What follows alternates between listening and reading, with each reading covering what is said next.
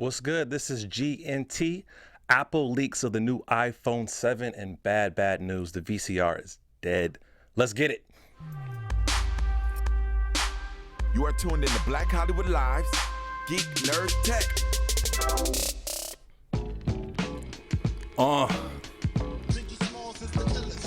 Yeah. Welcome to Geek Nerd Tech, the show where we break down geek and nerd culture from a black and brown perspective. I'm Achilles Shine, and today I have a very special guest, my man, my brother, and certified genius, Brian Newton, in the building. What's good? What's up, bro? Good to be here, man. It's awesome to have you here, man. Been trying to get you here for a long time, and you're finally in the place to be, man. You know me, man. Cameras and attention is not my go-to, but I'm here for you, man. Man, I respect it, man. I appreciate it. We're gonna get into Brian a little later in the show. He's an intelligent brother. He got a lot of great takes, and I really look forward to kind of like talking about your evolution and your genesis and all that good stuff, man. Absolutely. But BIG, man, are you a big fan? I mean, come on, man. I mean, it's big.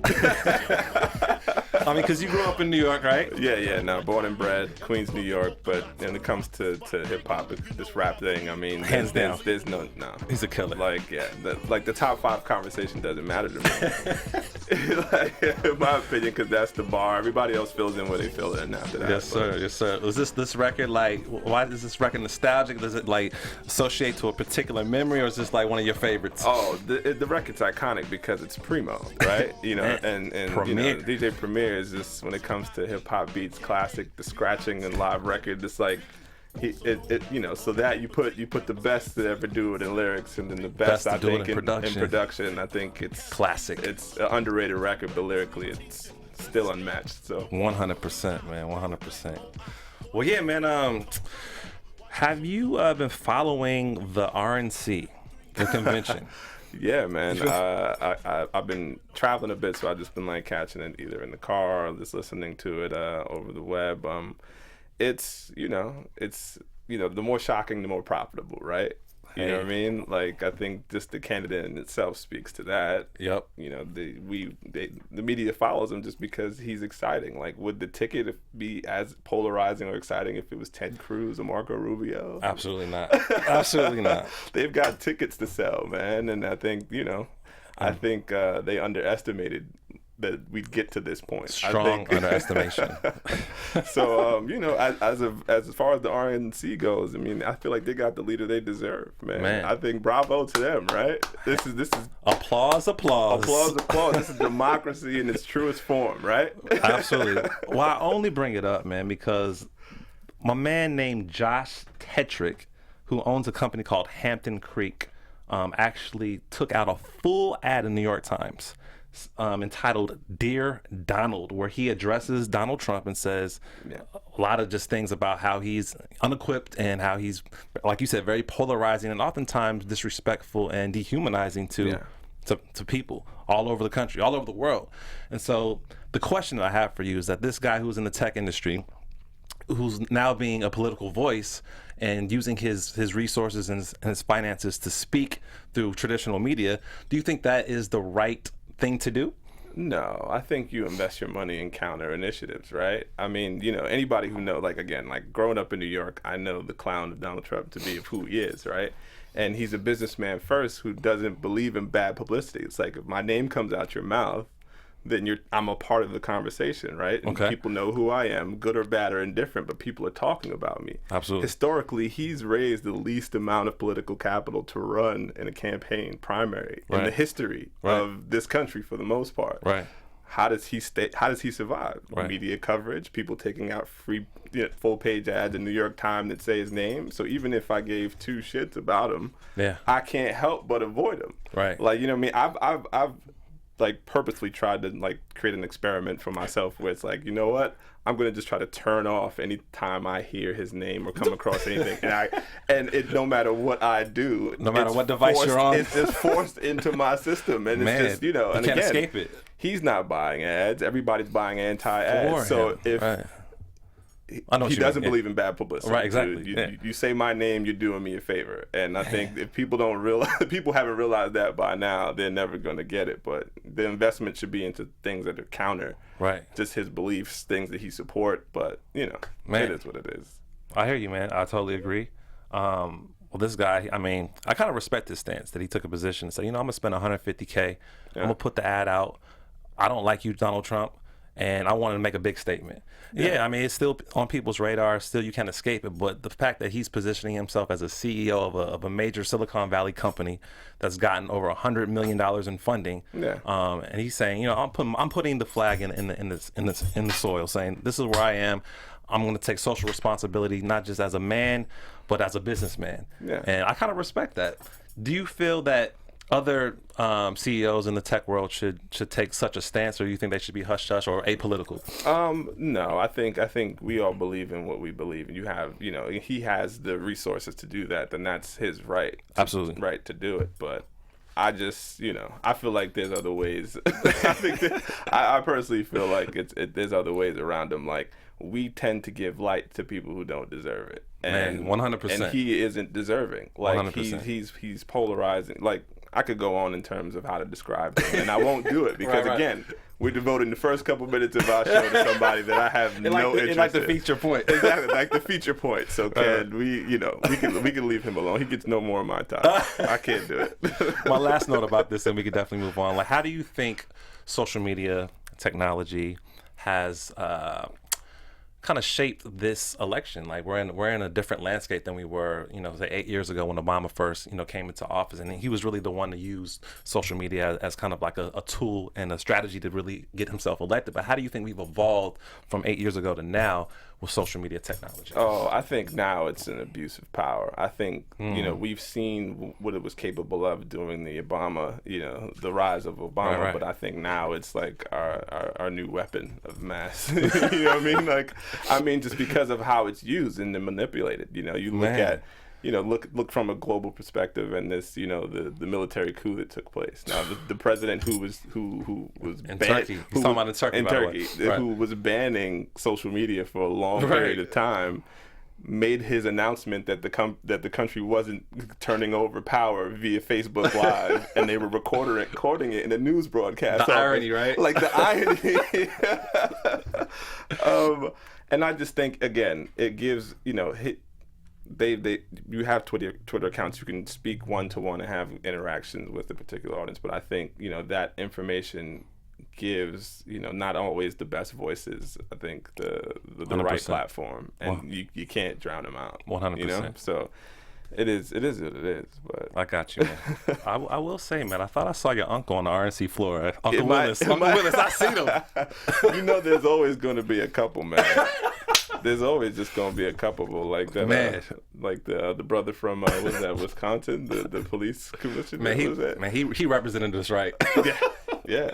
Thank you. Yeah, exactly. Are you a big sports guy? Yeah.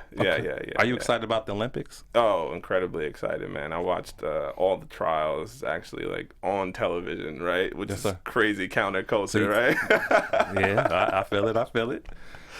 Well, I want to ask you, man, being that you're in the TV world, you're in the distribution world, and obviously the landscape is, is in transition. A lot of people are trying to figure stuff out. People are being innovative.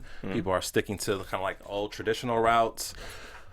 When we talk about the Olympics, man, world stage, and people, the whole world watching, do you think that more people will watch the Olympics on just traditional TV in a traditional way, or do you think people will stream it? I think people will watch it the traditional way when they have the opportunity. I think it's that big of an, like, just to see world records being broken in that moment is just something about saying that you were there. Exactly. Even if you weren't physically there, but you watched it happen and not catching it secondhand. Right.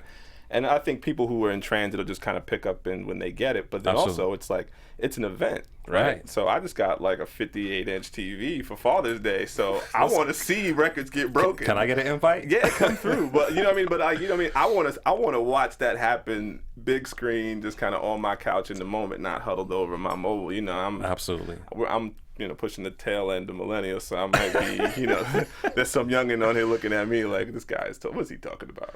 Well, that's the thing, man. Like these water cooler moments, especially like sporting events or award shows, things of that nature, it's very hard to like watch it, on your tablet or watch it on your phone. Like like you said, you want to be kind of in the mix, in the cut, and watch it as it's unfolding. And like that experience is, I guess, more enriching, more valuable than, on a smaller screen. And so I think, like, even though, a lot of millennials watch or get their content from, social media or from a smaller device, but I think that platform of a television, you can't escape it, especially with something like this. So yeah, no, for sure. And then, it's the windows in terms of viewing content are getting a lot smaller, right? There was this huge period where it was like, if it was on linear, you didn't see it for like after 120 days or something available somewhere else. So that window is getting smaller, but there's just value in just kind of the in the moment programming, being able to count on traditional linear television, right? To know that like my primetime show, I'm gonna get home. It just helps you structure your day. Like, you know what I mean? If it's like I got shows to watch at this time, even though I know I could catch it later. Of course. I don't want to be late to the party. I'm gonna get it when it comes on. And that's just something, that's just something that slightly older audiences maybe can appreciate. New fathers. Why are you pointing at me, dog? Because you're a new dad. You said older audiences and pointed at me. Because I told you we're at that tail end. Like we're not counted anymore. We're 34s, the 36s. Everybody's looking at what the 20-somethings are doing. They're not as important anymore. So one author, I forgot his name, but he made an analogy that because you are giving people the opportunity not only to watch it, obviously traditional TV, but you're giving them, the streams. You get the streaming option. Mm-hmm. That's like a rising of the tide and makes all the boats go up. So because of that, because of you having a multiverse of options, it makes people feel more comfortable to watch it on traditional TV. Yeah. Do you agree with that philosophy or strategy? I support that. And I have a huge amount of respect for, big cable and big television in general, of how they've allowed this simulation of digital, right?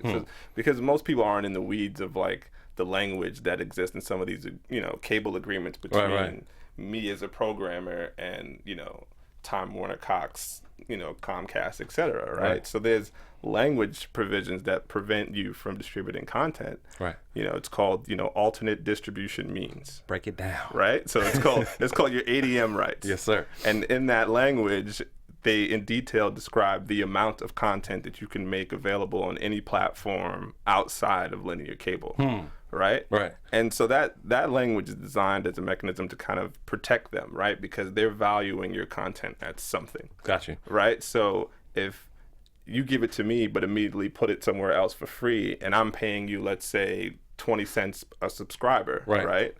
Then you've automatically devalued the content. Of course. So in light of that, still, they've loosened a lot of the language that said, you know what, go ahead, take advantage of it. They'll let the big behemoths like, your HBOs of the world do it because they don't have a choice, right? Because they kind of have all the leverage in that situation. Of course. But again, they've been, flexible in trying to figure out ways to adopt. You look at like Comcast, Xfinity, where they're, building platforms like Watchable, which is an app where you can go get some of their, linear content, but then short form like BuzzFeed, HuffPost style content. Nice. You know what I mean? So everybody's kind of like, they're bending and not breaking. Whereas like, because they don't want what happened to the music industry to happen to them. Of course. They're trying to protect their interests. Yeah, exactly. So it'll be all right. It'll be all right. I love that, man. That was awesome. Yeah, well, I will definitely be tuning in for the Olympics. I still might be going, but yeah, man. Can I go? Can I? Yes, you can. Can I be like a grip or like, you know what I mean? A sound man? Can I, do what's the slate? Can I do that? You can do that. just get me out there, man. I have some upsetting news though, man. I got some bad news. The VCR has finally died. The VCR is not in ICU anymore. It's dead. It is dead, and the burial rites are soon approaching. Well, yeah, that is it, man. Like we have transversed into a time where the VCR and the VHS is now obsolete. We have obviously new mediums of technology that facilitate the storage of our content, and the VCR is completely obsolete. Yeah. how does that make you feel? You know, being that your collection is so massive.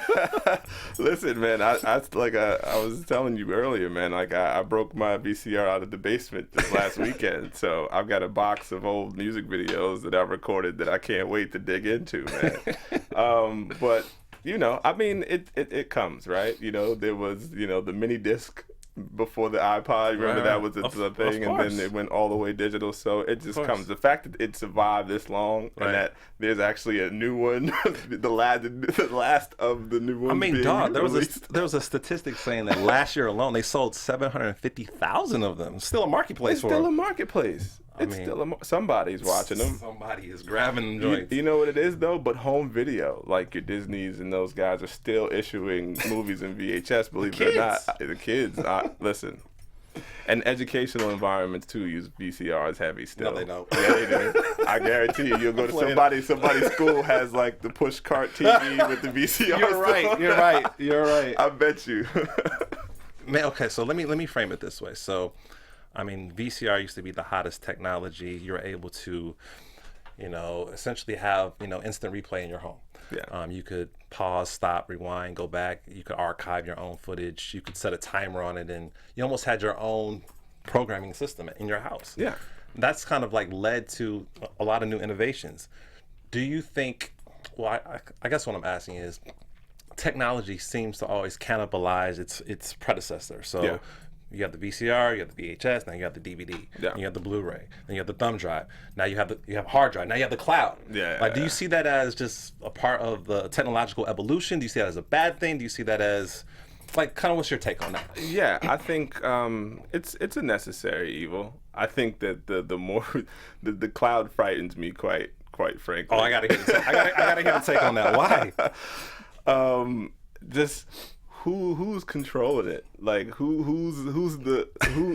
owns and manages it, right? So for instance, like Amazon Cloud Solutions, probably one of the most popular, right? They service everybody's pretty much using them at that point. But you know, infrastructure, any type of issues, one outage, it could be over for a lot of people, a lot of businesses. So you know what I mean? You're saying that you want to keep your VHSs? Partially, right? Because, you know, remember VHS, you could record in different formats, right? Like with a VH tape, I could, like, you know, make it so, like, content was condensed, right? So I could get a lot more on one tape, or for a better quality experience, I could just, like, have one movie on one VHS, you know what I mean? But, I mean, it's great. It's efficient. I mean, security, I think, becomes just a concern for anybody when you start talking about the cloud. I mean, the ease that I can airdrop, you know, a movie file or something to your device is kind of wild, right? So that's the necessary evil. There has to be a level of openness and freedom of information in order for that technology to work. Right, so it doesn't. So the limitations of people being able to get access to it. How long did it take the FBI to like wait around for Apple before they were like, all right, we got it, we don't need you anymore? True, right? True. Very it was true. only like a couple week dance where they were entertaining them and just saying, hey, help us out, and then they were just like, all right, we got it, and that was the end of the story. Yes, sir. So I feel it, man. I feel it. That's a separate episode. It is a separate episode, but it was a good take. I often compare this topic of film or TV to music. Like, I mean, you have music purists that say vinyl, analog is way better than, you know, the digitized version of music these days that we can find in, you know, in Apple Beats or Spotify or Tidal. But why doesn't that? I think it does transfer over because a lot of directors and movie producers say they like still shooting on celluloid. They like the film versus, you know, shooting on cameras that are just purely digital. Would you ever say, and I know a couple artists that actually make VHS art. It's really, really weird, but like they like the Handycam, old school Handycam with the date in the corner and like the fuzzy. Yeah. I guess they're purists and they like that type of feel, that type of look, or that type of energy that it's emitting from what you're watching. Do you adhere to that? Do you think it's a correlation? Do you think it's similar, vinyl versus VHS, or no? Different mediums, not even the same. I think it's different mediums because the sound quality from a vinyl is just unmatched. 100. Right, but I can attest to like moving from where I used to live to where I live now and having to move, say, 20 cases of crates of records. No bueno. It's not a cool thing. No bueno. But, you know, when I'm in the corner, I got my headphones, I'm just lounging, listening to, you know, our records. It's just unmatched, man. So that's the nostalgia, I think, of it, and not wanting to let go of that piece. Now you're moving crates of VHS. Is this cool? Yeah, it's cool. Yeah. You know, it's all right, man. All good, man. Let me just run this by you. Like virtual reality, have you gotten a fair shake of that? Like to be able to demo some stuff, some cool stuff? Yeah, no, I have. The Samsung VR experience, I think, is really, really cool. Some of the stuff that they've been doing. Yes, sir. Mav Carter and the experience that they've been working on with like LeBron and getting that first, like I think that stuff is brilliant. And in terms of, you know, it's taking, I think, consumer buying experiences to a new level, right? Because it's like I get to sample a product, you know, without actually having the physical product in hand. That's crazy. So, you know, especially like environments, right? For instance, because I know I read that, you know, Google was building like virtual stores and kind of what their stores would look like, and you can walk around and talk to a representative. Absolutely. And get the same experience without having I mean, it's cost saving like crazy. But it just makes me still uncomfortable. Like when I come out of VR, I feel weird. Like, wait a minute. I'm not built for it. Maybe I haven't done enough hours. I feel like there needs to be like a training regimen or something for it. But I definitely see the value of it. I do want to see the technology though transfer into education, because I think that absolutely there's a lot that can be done, particularly in communities, low income areas, kids who can't afford field trips to like be able to take them to the Serengeti or something like that. Like would be amazing, remarkable, right? Absolutely. So, I'm looking forward in what VR does in terms of, you know, buying consumer purchases is one thing, but I think education and medicine, I think, is going to be the real areas of that, that really take off when somebody gets their hands around it. And I totally agree. I'm a proponent of that. We were talking about that a few weeks back, just like the various usages of VR and like how a lot of the conversation is centered around filmmaking and, you know, how brands can use it, but like really harnessing it for like educational or instructional purposes, I think would be revolutionary. But yeah, I think that's a great take, man. United Airlines though is using VR as a way to promote their newest business class product that they'll be unveiling this fall. And so it's exactly that. You don't have to, I mean, I don't know if you watched the YouTube clip, but you could essentially immerse yourself in terms of what it would be like flying in this new business class part of the plane. And you can look around 360 degrees and you see like all the new design that they put into the seating and all that stuff. And it's really, really, really cool. Do you think that this will be the norm? Do you think this will be ubiquitous of how brands launch their products?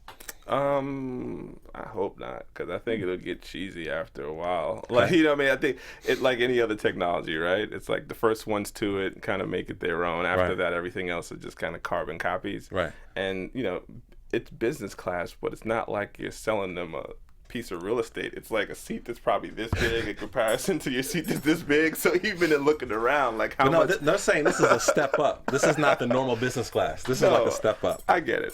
But it's just like... I get you. I could get a coach ticket and walk through and just say, oh, this is a really amazing space. I'm going to go ahead and buy it next time, because I need to know how that seat feels. You know, I'm kind of tall. I need to know, like, if I recline, what's my leg room? You know, there's other details that I need. You know? Do you feel that VR, from a consumer's perspective, you try product whatever, does it give you any emotive... does it give you an emotive experience, and does that help propel you to purchase that product? And so what I'm suggesting is that there's a lot of people that'll say, yeah, the VR is so different that it makes people happy because it helps them to disconnect from reality. It creates this fantasy. And so when they're in that environment, it makes them feel really good.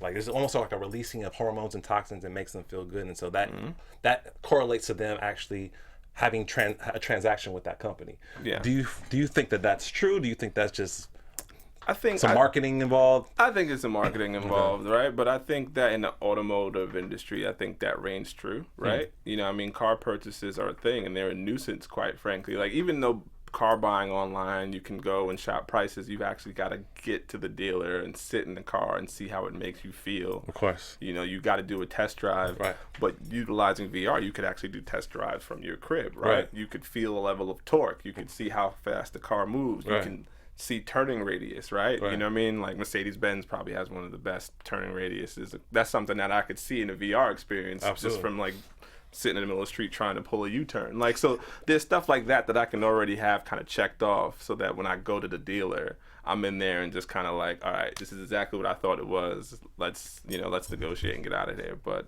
yes, sir. I mean, I can't see it working for clothes, you know what I mean? Because that, you know. Okay, let me throw one last VR question at you. I mean, as it relates to filmmaking, television, do you think that this is the future of narrative storytelling? For maybe more of your big blockbusters, maybe. Which, you know, I wish Avatar was out when this, you know what I mean? Like that would be a smasher. That would be a smasher, Yeah, right? 100. Just to be able to walk around in that world and see it up close. Oh, I yeah. mean, that some sense, people would yeah. never leave, dog. No, probably not. Probably not. But in that sense, in that environment, absolutely. But I think, you know, it's just a smart use of it, man. It's just like it's a partnership that's not cut out for everybody. And if you don't use it if it's not executed properly and done in poor taste, just because you have the technology doesn't mean it's going to result in something good. Of course. Like, you could have done without it. Of course. So I hear you. I hear you. I got trends, you. man. So you got to be see weary of VR them. as a trend? Yeah, I see it as a trend. Okay. Yeah, I see it as a trend, man. Like, people, like, unless a technology serves as some sort of real utility function, you know what I mean, then it's disposable in my mind, right? It's like TV show, like TV channels create apps. Right. I think that's asinine, right? Right. You should make an app per show, right? You look at like Walking Dead, it's got its own app because there's levels to that. Of course. Exactly. People are fans of shows, not channels Of anymore. course. That day is dead. Yeah. And so, with, you know, I just feel like it's a trend that people are going to eventually, like, I mean, the technology is going to get smaller and smaller and smaller, and eventually people are going to be like, Okay. All I right. think so. I love the takes, man. I love the takes. Are you a Android guy or an Apple guy with your phone? Oh, I'm an Apple guy. Team Apple? Okay. Yeah, man. Yeah. Well, Google is actually developing a modular phone. It's called Project Aura, and essentially you're able to like build hardware into your phone. Like, if you're a photographer and you want to have your own camera, you could actually build a piece, implement a piece onto your phone. If you want an extra battery or a stronger battery, you could put a specific piece onto your phone. You could do it for aesthetic value if you want it to look a certain way. I don't know about this. I don't think this sounds cool. That just sounds like a lot. Yeah, like why would I want to do that? I right? want less phone. Right, right. Like, I got an Apple Watch just because, like, I don't have to go reach for my phone every time something happens. It's like, I'm getting here. I want less phone. That just sounds complicated, but. So I guess the inspiration is like how back in the day you could customize your PC if you want to put, or your computer, you want to put more RAM in it, or you want to, put a different, graphics card in it. And same thing with your phone. You kind of already answered it, but do you prefer to have your electronic product to be designed well and kind of locked in like an Apple product, or would you want it to be loose and have the flexibility to be able to insert things and rearrange things and assemble it as you see fit? Yeah, no, I think, you guys are supposed to be the experts. Like, customize it. I'll put a different color case on it, maybe a privacy, and you're good. A privacy tint, and then, I'm there, man. I agree, man. I remember, like, when cats were putting, like, new hard shell cases on their PC towers, you know what I mean? Like, they had the alien skins, like, and all the stuff. down, like, bro. It's just like, bro, Down. only people who see it are the geeks who come over and, like, hang out and play Counter-Strike with you. Like, nobody else knows that you have this decked out tower. And it doesn't make it better. It doesn't. I don't get this story, man. I don't get why Google's doing this. Usually Google's innovative. They're trying to do stuff that's like beyond. This doesn't seem like it's beyond. The alphabet boys, they just do, they have the money to just throw it out and see if it sticks. That's exactly what it is. You know what I mean? Like, there's a bunch of YouTube decisions I could talk about that don't make sense, but it doesn't matter because it's just they got the bread, man. They got the bread to waste. It's just fine, man. It's fine. I won't be having a Google modular phone. No, sir. No. Well, hey, man. Speaking of phone, there have been some Apple leaks that have revealed the new iPhone 7. Let me guess. It's like big. How did you know, bro? Bro, you are prophetic. Essentially, what they're doing is kind of what they've done with the computer and the tablet with the iPad. They've created a Pro version now of the iPhone. So the iPhone 7 Pro, the iPhone 7 Plus, and the iPhone 7. So, ooh, do you think this is big news? I don't know, man. I mean, the Pro was like one have Retina and the other one Well, does the it. Pro like, has a much better camera. Whew. And it probably has more storage. It might have slightly faster processor. Yeah. But beyond that, like, I don't foresee the Pro doing anything that. Are people really taking those billboard photos? Or is that a sham?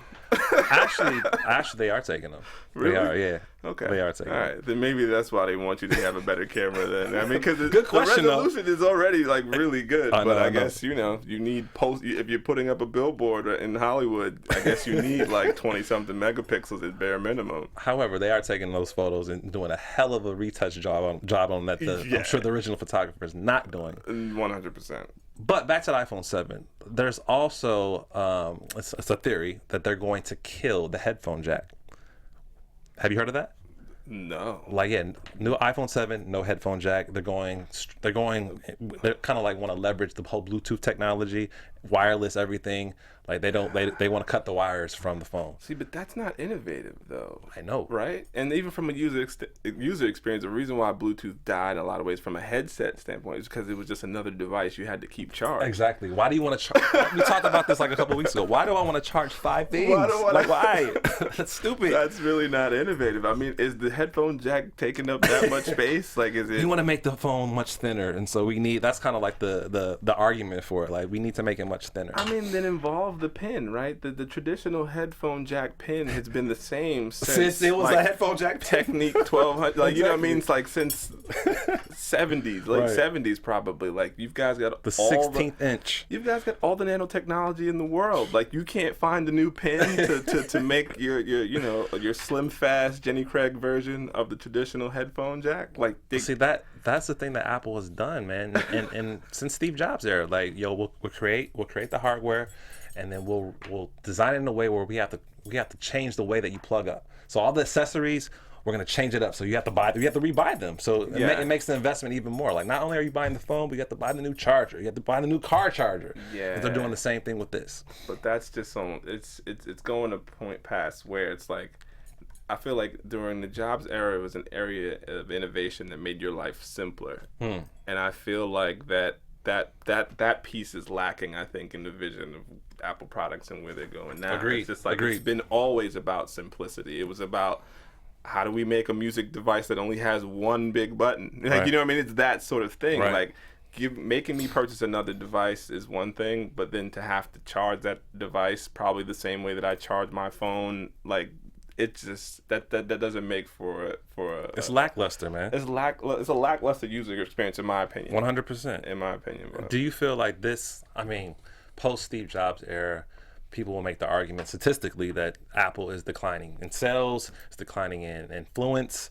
Do you think that because the last few years their launches have been very lackluster, very like, ooh, wow, Yeah. great? Well, yeah, no, that a lot of that's fact when you look at the global market share, right? Mm-hmm. You look at emerging markets, like, I spend a lot of time in Africa, right, and focus on Africa, right? Mm-hmm. So you look at that economy, right? You look at, access to wealth in what countries where people could actually afford those devices. They're incredibly expensive on the 100. continent, Yeah. right? But then you They're have incredibly expensive here. Well, yeah. So then just imagine on the continent of Wait. Africa, right? So outside of like your key mobile markets, like let's say South Africa, Ghana, Kenya, Nigeria in particular, like people aren't clamoring towards it. But then the competition is different, right? Because Android technology is a lot cheaper, a lot more widely accessible. Exactly. So you have mobile manufacturers like Huawei, based out of China, Nice. that are issuing mobile smartphone devices for people for like $69, right? So that's versus tremendous, $600. right? Because across the sub-Saharan Africa in particular, they're investing in mobile infrastructure like crazy. Like Right. for the entire continent, mobile penetration's up where somewhere near like 67%. Man. You know what I mean? On a billion person continent. That Right. means like people who may not even have television things in the We'll home have a have a phone mobile first. device. Right. Yeah. And, you know, mobile pay is like this big conversation here, but they've been doing that in Kenya for like 5-6 years already. Right. Right? Where you can go to a local market vendor and like send them money like via text message. So like they're losing market share because they're not looking at the global community. I think they become too obsessed with themselves and not looking at, okay, what are the real needs of people in places beyond just an American market. That's an like, excellent point. They're gonna kill everybody on you know, revenue and profits that they make, no doubt about it. But in terms of mobile phone penetration on the international landscape, you've already seen a decline Absolutely. against, you know, Android devices. Yeah. So it's interesting. I mean, but nobody's gonna make more money than them. If it's a money conversation, it is what it is. They got mad money. Yeah, They but got market share is real, and people are making real lifestyle choices. And the fact that again, their phones can't get wet is a fundamental. Just kind of like people drop their phones in water all the time. Yeah, 100%. And I to your point, like I feel that Apple, unless they're coming up with something that's truly innovative, their influence is going to decline even more. And I think because of the global community, like, and the accessibility of technology, and it almost being like almost even kill now, because they're not really coming with anything that's earth shattering. It's like, why do I need to spend $600 for a phone, as you say, when I could spend $60 for one that does pretty much the same thing? More or you less know, the same. You know, I mean, think about just the phone and what it's capable of, and what people actually use it. There was like a stat that people use like less than 5% of what the phone is actually capable of doing. Absolutely. So when you get real with yourself, it's like it's just like maybe I don't need it. But I mean, user experience to me is just flawless. It knows exactly what I'm trying to do. But like, it's just so intuitive that no one can. It's uncomparable. So I'm gonna ride that wave. You know, what I mean, probably forever. But I just don't agree with all the decisions that they're making. And I think when the 6 came out was the real turning point, because I think at that point I knew they were no longer leading the trend. They were chasing, because when everybody talked bad about Samsung and their incredibly large phones, it actually became a consumer demand. Right. And they launched the 6 in a larger size, 6 and that plus, that was the turning point. Exactly. That's when I knew that they were chasing trends. That's what I said, trends. Not leading, chasing. They're chasing trends. They're tracing trends. It's very true. However, their software is still on point, I will say. Of course. Yeah. We got to move on, man. We could talk about iPhone all day, but are you going to get the new iPhone 7 when it comes out? Whatever the one is the same size as my 5S that I still have now. Like if there's a smaller, whatever the most compact one is, I'm going to get that one. I've been holding out for it, actually. Yes, sir. So it's all good. Yes, sir. All right, so we're going to get through a few more tech topics. Elon Musk just outlined his master plan, part 2, on how he's going to take over Uber. Have you heard about this? Vaguely. So Elon Musk obviously is the founder and developer of Tesla. He's too smart for his own good. He's building rockets and all Man, kinds he's in of space. stuff. He's So everywhere. He's suggesting that he would like to develop infrastructure where he'll take out Uber and Lyft, because he makes a statement saying that you use your car about 5 to 10% of the time. Most of the time it's parked or it's not being used. So why not figure out a way where we can use the Tesla and you can make money off the Tesla, and by having other people being transported in the vehicle, because it'll be self-driving. So you don't have to worry about people wrecking it or doing anything stupid with it, because they'll put in there, just like Uber, but within the Tesla app, and you'll be using the best car that's pretty much out on the market in terms of its efficiency environmentally, and just in terms of its autonomous feature, the self-driving aspect of it. But didn't somebody already reckon using self-driving? Yeah, they did. I mean, it's still in beta mode. Yeah, but I mean, it's your computer ever crash on you for no reason? Yeah, actually it has. Wait, so are you saying that this is not a good idea? I mean, we'll get there. We're just not there. And I just want to know what the margin, because the biggest thing and the reason why California as a state has been anti-autopiloting is because who's the liability on when an accident does happen? The whole conversation is about liability. Of course. It's like, is it the person in it, person driving it? Is it the manufacturer? So if I'm a Tesla Uber passenger, Messenger Right. and somebody sideswipes me while I'm in it, is it on me or is it on Tesla? Right. Nobody wants that finger pointed at them. But that's legislative. That's not technology. It's legislative, but it still affects everybody's day to day. But I feel the legislative will eventually pass. If the technology is there, Yeah, I mean, listen, more people die on roadways than a lot of other illnesses and homicides and things. So I get the Exactly. argument. I don't want one. really. No. So you're not a proponent of self-driving car. I like to drive, man. See, I don't like to drive. I don't like to be stuck on the 405, drive, dog. man. Well, this is LA's a different anomaly, but I think in general though, I like to drive. Yes, man. sir. Like even like look, But Tesla, the self-driving car doesn't mean you can't drive. You just have the option. yeah, I mean, I get it.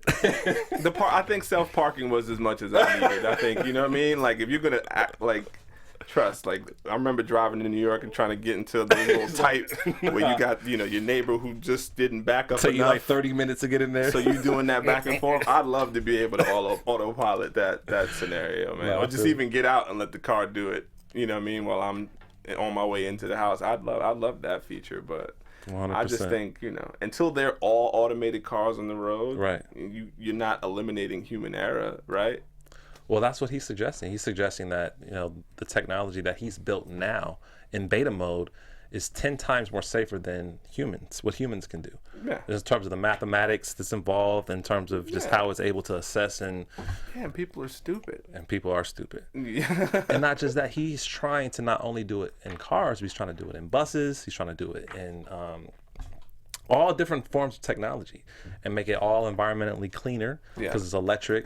Like I love the plan. I think I love the plan. We just take our time, man. There That's it all. is. That's all I'm saying. There it just, is. Just take our time. Don't rush it. Like you're not short of any money, right? So just let's continue to invest and experiment and Yes, test sir. before we put people's lives at risk. Are you a fan of Tesla in general? Like, do you like the Oh, design? I love it. I Okay. think it's brilliant. I mean, the cars perform tremendously, but I'd still rather drive like a Porsche Turbo. Okay. all 10 cylinders of it, gas guzzling. Like, I just need to feel that, I got you. I got VH tapes. I got vinyl.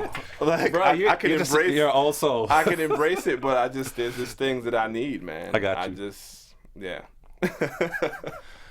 Well, on some sour news, man. Have you heard about what's been happening to Leslie Jones, the star Yeah, in man, Ghostbusters, and that's- harassment on Twitter? That's just unfortunate, man. It's ridiculous. Yeah, but that's the climate. I mean, first nobody wanted to dress her, right? It started with that. Right. It She couldn't started find with any that. designer She to get couldn't her- find a designer Wow. to dress her. So that's that. And then everything. And they've been going super hard on her on Twitter, sending inappropriate photos, like Because disrespectful comments. They need somebody to blame for that shitty movie. Of course. So you know what I blame mean? the sister, right? So why not blame her? That Man. you know what I mean? Like that movie was wrong for a lot of reasons. It wasn't because of the all-female cast. That had little to do with it. Man. I think their approach to a classic was just all wrong, man. I just. The question is, though, she obviously tweeted out that she felt that Twitter should do something about all the Absolutely. racial things that were happening, and Twitter did.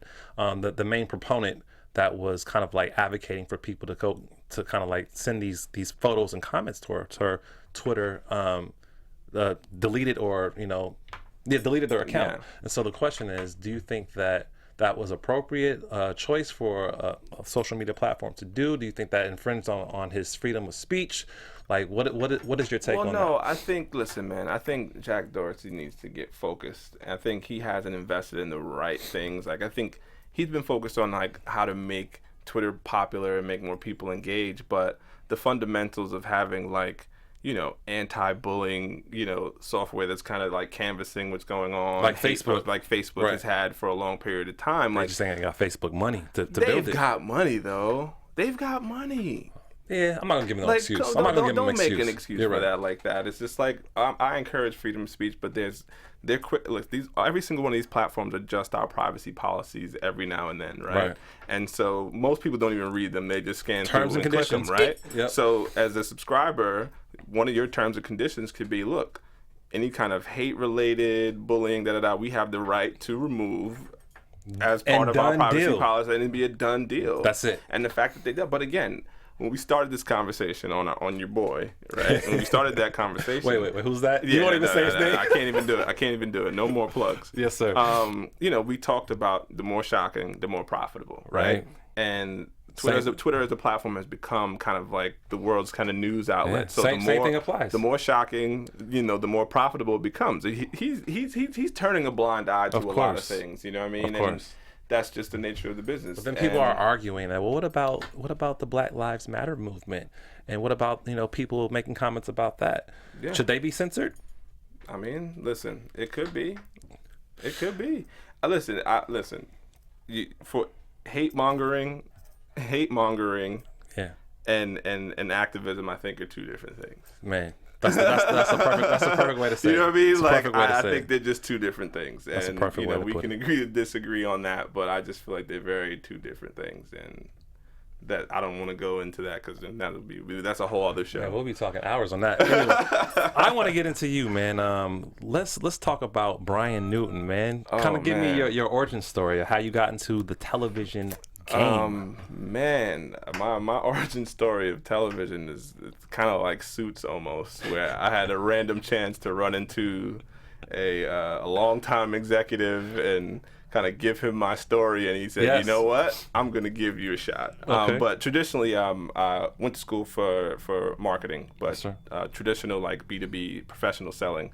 It was boring. I did it for Pepsi for years, and it's just there's no creativity involved, and in my core, I was always a creative. Like when I was in high school, I was an art major. It was that sort of thing. So needing to feed that beast, that was a huge part of my transition to coming to California. And so what sales did give me though was the tool, the ability to connect dots. Like I learned consultative selling, like in school and then also professionally. So it gave me the ability to always identify win-wins. Right. So when I moved to LA, like I kind of made my focus about Adobe Photo Suite, learning the tools and being able to like manifest like ideas and things on paper. So there it is. In California, man, everybody's got an idea for something, but most people don't know how to turn that into a pitch or an idea to walk into a Weinstein or somebody and like get it that. Done. Yeah. And I was able to craft a little lane for myself, man. And everything from sponsorship deals for like Matt Kemp to TV show pilot ideas, where I was able to just give kind of create basic title treatments, but then spell out a story on how this worked for this particular network based on what given strategy, and be able to give someone a producer like such as yourself the tools to walk in the room and be able to articulate that story and why it fits for that brand. So I ended up doing that. And for someone who was pitching a show, the GM that he pitched it to at the time was like, I loved it. It was like, who did this? We had like a 3-hour coffee chat, and he just was like, I think I have something for you. Ooh. And it started. But at that time, and I wasn't even watching television. I didn't even have a television at that time. That's a crazy turn. Yeah. So you didn't have a television, and then now you're approaching a television career now. Yeah. So you had that coffee. So we had the coffee. He was the general manager at the time of a small network called the Africa Channel, and but he had a long history working for HBO, Simmons Lathan, NBC. He was a huge executive there for some time. So he has this 25-year career. Right. This was kind of him just taking on a project that that he felt obviously some passion towards. Right. And so he said, look. He's like, you're obviously immersed in kind of this new culture in terms of technology, influence marketing, all this stuff that's going on. And he's like, I'm a dinosaur in TV. He's like, so how about we make a deal? For the next 2 years, you teach me everything you know in that space, and I'll combine everything I know into you over that time period. That's what's up. And so what we did was we took a brand that was currently at the time on Time Warner Cable and Comcast, that didn't really have a positioning, and it was in jeopardy of being cut off. Think about the television landscape, cord cutters, etc. Right. So the affiliates were just kind of like, look, who is this brand? What does it speak to? Like, who is it connecting with? And we were tasked with giving it a position to help delineate itself from everything else that was in the marketplace. So the subject of Africa is always going to be a touchy subject because people have a natural like, oh, you're talking about Africa, so it must mean war, disease, famine, poverty, that sort of thing. Exactly. So we took a different approach, right? We looked at the landscape and said, okay, there's lifestyle programming, that, you know, owned by Scripps, you know, but they're not really diverse in their content offering, at least in terms of cast or having people of color on any of their shows. But then you have your black targeted networks that are like, you know, BET, Aspire, TV One, that pretty much show all the same content, right. old movies, films, Martin, you know, that whole thing. So we were like, what if we created a brand that sat in the middle? We created lifestyle content, travel, lifestyle culture would be our positioning that lived between your traditional lifestyle programming networks and your African American targeted networks. That's awesome. It was a fundamental idea that, you know, ultimately ended up working, and I got the opportunity to learn the business from soup to nuts, everything from satellite delivery to traffic, how traffic worked with advertising, to production, the whole shebang, man, in a very short period of time. That's, you know, led to deals, our renewal deals with Comcast. We just got a 5-year renewal deal, which is crazy because people are jumping ship from cable. So for them to make that kind of investment for us is huge. Right. Time Warner renewed as well. You know, we're right now building with Verizon Fios, so that, you know what I mean. So that's like hush that. But it's just been an incredible just learning experience, man, and has, you know, really changed my feeling towards television because I have the opportunity to kind of make content that I care about and shine a light on a place that doesn't get its due. I want to ask you, so where do you go from here? What's the future look like for Brian? The future for me is I think using this opportunity is to position myself in, you know, larger institutions like a Comcast or something like that, and playing this game of kind of multicultural within general market, because they can't deny that in the next 20 years, you know, the world's going to be brown, right? And so your main viewing audience, African Americans already outview the general population by something like 17%. We're talking about 207 hours of content on a monthly basis that they watch in comparison to everybody else who's in the 170 range. That's a crazy statistic. It's crazy. Man. It's crazy. So they can't. It's something that they can no longer deny. Of course. And now the power lies in numbers, and I'd love to be a part of the teams that are thinking up kind of like, where did the television landscape go now? How do we incorporate digital? How do we serve this audience that's obviously shifting? And I'd love to just be a part of that, man. So we'll see. Bro, that is huge. That is huge, man.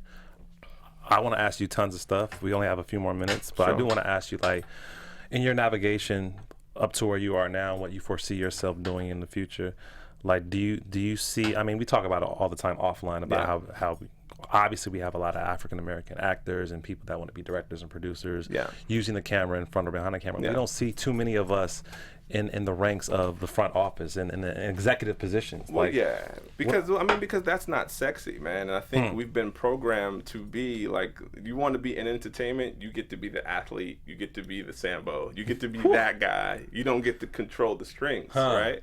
And so they've painted that seat at the head of the table as with an unsexy kind of canvas, right? You don't want to do that. You don't have to be bothered with that. But that's where the power is. You know, but that's been the beauty about this experiences that I've had, because I've got to, you know, to get a deep understanding of closed captioning. And you'd be surprised to know that there are like no minority-owned, black-owned businesses in the closed captioning space. Not to my knowledge. If you're there, like, please hit me. I'd love to meet you. Yes, sir. But that's a lane in television where we're not there. We're not there, Man. and that's a mandate, right? So as a minority-owned business, you can actually like get money just for being there in the space, because they're going to benefit and get incentives for actually working with you. So you could be getting $250 an hour, $300 an hour. Are you saying we need to start our own closed captioning company?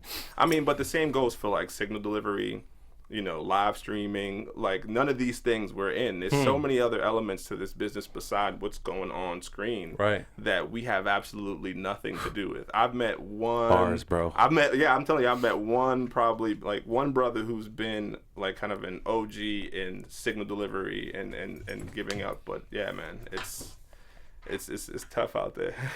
Man, bro, awesome takes. We're about to head out of here, but before we do that, I want to give a shout out to one of our friends, FreshBooks. For small business owners, it's time to be honest about how you feel when dealing with your day-to-day admin work. Admit it, you can't stand it, and it's a total grind. The truth is, over 5 million small business owners felt exactly the same way until they discovered FreshBooks. FreshBooks is the dead simple cloud accounting software that's transforming how small business owners handle their paperwork. Using FreshBooks to create and send an invoice literally takes about 30 seconds. It's very quick and swift. There's no formula or formatting. It's just perfectly crafted invoices every single time. And this is very important for, you know, business owners and entrepreneurs like yourself and me. Your clients can pay you online, which often means you end up getting paid a lot faster. There's a super handy deposit feature so you can invoice for a payment up front when you're kicking off a project. FreshBooks can even show you whether or not a client has looked at the invoice you've emailed, which I think is super cool. And this is only a fraction. This is only a small part of what FreshBooks can do for you. And you owe it to yourself to feel the full effect of FreshBooks on you and your small business. It does wonders. For a 30-day free trial, just go to freshbooks.com/geek. That's GEEK, and enter Geek Nerd Tech in the How Did You Hear About Us section. Once again, for a 30-day free trial, just go to freshbooks.com/geek, GEEK, and enter Geek Nerd Tech in the How Did You Hear About Us section. FreshBooks is awesome, and I suggest that you all go up and sign up for it. It's great. Brian Newton, man. Bruh, you got me. I appreciate you, bro. On podcast and camera right now. And you killed it, man. You got to come back, man, because we got to have more of a deeper dive about, you know, your experience in the television industry, and we should just do a whole show just on TV and all that stuff, and really go in. Man, I love to. I've become really opinionated, man. I've been trying to find my platform, but I got a lot to blow the lid off on. Like, and not just that, you got a lot to educate. You got a lot to educate, bro. People could. For sure. I mean, it's inspiring, man. Like when you say we're not in certain spaces, like, man, people don't know that, and to hear that from you and have you tell that to the audience, I think is great, man. Yeah, for sure. So where can people find you, man? In North Hollywood at the office all day. No, but I'm not really crazy on social, but it's B Mitches is the handle on Twitter and Instagram. ITSBMITCHES. It's B Mitches at Twitter and Instagram. Yes, sir. And you can find me on Twitter and Instagram at Akili Shine, AKILISHINE. I appreciate you again, man, for coming on, and I wish you much success in your endeavors, bro. Thank you, man. I'm happy continue to be climb, man. I'll be back, man. Let's do it. Yes, sir. Geek Nerd Tech. See you next week. All right. From executives Keven Undergaro, Dario Kristen, Tiana Hobson, and the entire BHL staff, we would like to thank you for supporting Black Hollywood Live, the first online broadcast network dedicated to African American entertainment. For questions and comments, contact us. info@blackhollywoodlive.com. Like us on Facebook, tweet us, or Instagram us at BHL Online. And I am the official voice of Black Hollywood Live, Scipio. Instagram me at KingXOBay. Thanks for tuning in. Hollywood Redefined. The views expressed here are those of the host only and do not necessarily reflect the views of BHL or its owners or principals.